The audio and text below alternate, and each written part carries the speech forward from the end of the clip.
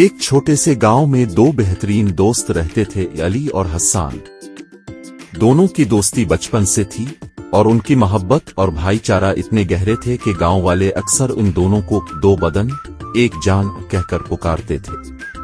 علی اور حسان ایک ہی اسکول میں پڑھتے تھے، ایک ہی گلی میں رہتے تھے اور دونوں کی پسند ناپسند بھی بہت ملتی جلتی تھی۔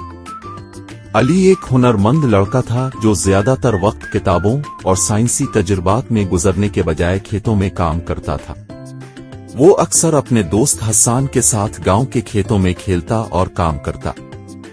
حسان اس کے مقابلے میں زیادہ مصلحہ پسند تھا اور زیادہ تر وقت دوسروں کی مدد کرنے میں گزارتا تھا۔ دونوں کا مل کر کام کرنا، ایک دوسرے کی مدد کرنا اور زندگی کے چھوٹے چھوٹے خوشیوں میں شریک ہونا ان کی دوستی کا خاصہ تھا۔ ایک دن گاؤں میں ایک عجیب واقعہ پیش آیا۔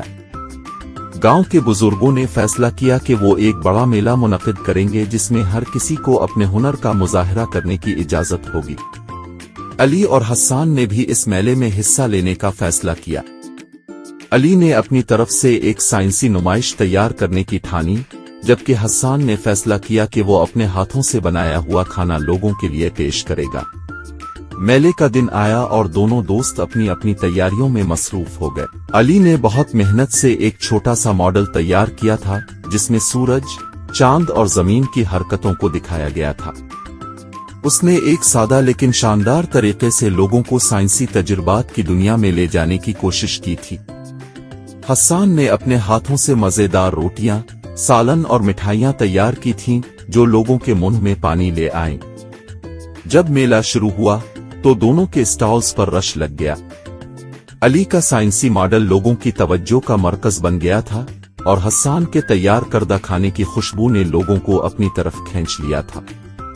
دونوں دوست خوش تھے کہ ان کی محنت رنگ لا رہی تھی، مگر اسی دوران ایک حادثہ پیش آ گیا۔ ایک بچہ جو میلے میں آ کر علی کے سائنسی ماڈل کو دیکھ رہا تھا، وہ اچانک بے احتیاطی سے ایک حصہ توڑ بیٹھا۔ علی کا دل دہل گیا کیونکہ اس کا ماڈل خراب ہو گیا تھا اور اس کی محنت رائے گاں چلی گئی تھی۔ وہ غمگین ہو گیا اور اس کے چہرے پر مایوسی اور اضطراب کی جھلک تھی۔ حسان جو قریب ہی کھڑا تھا فوراً اس کے پاس آیا اور کہا، علی پریشان مت ہو، ہم دوبارہ اسے بنا لیں گے۔ علی نے اسے دیکھا اور کہا، لیکن میری ساری محنت برباد ہو گئی، اب کیا ہوگا؟ حسان نے مسکرا کر جواب دیا، یاد رکھو، دوستی میں ہر مشکل کا حل ہوتا ہے اور جب تک ہم ایک دوسرے کا ساتھ دیں گے تب تک کوئی چیز ہمیں شکست نہیں دے سکتی۔ حسان نے علی کا حوصلہ بڑھایا اور دونوں مل کر اس ماڈل کو دوبارہ درست کرنے لگے۔ حسان نے علی کو بتایا کہ وہ اپنی پوری کوشش سے اسے بہتر بنا سکتا ہے اور پھر لوگوں کو دکھا سکتا ہے کہ اگر وہ چاہے تو ہر مشکل کو حل کر سکتا ہے۔ دونوں نے مل کر ماڈل کو دوبارہ مکمل کیا اور اس کی خوبصورتی میں اضافہ کر دیا۔ جب یہ تیار ہو گیا تو لوگوں نے حیرت سے اس ماڈل کو دیکھا اور علی کو شاباش دی۔ حسان نے اس دوران اپنے کھانے کے اسٹال کو بھی اور بہتر بنایا اور لوگوں کو مزید خوش رکھنے کے لیے نئے پکوان پیش کیے۔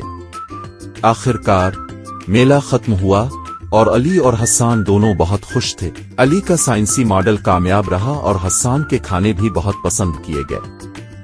گاؤں کے لوگ ان کی محنت اور دوستی کی مثال دینے لگے۔ اس دن کے بعد علی اور حسان نے ایک دوسرے سے یہ سیکھا کہ دوستی صرف خوشی کے لمحوں میں نہیں بلکہ مشکلات اور تکالیف میں بھی ایک دوسرے کا ساتھ دینے کا نام ہے۔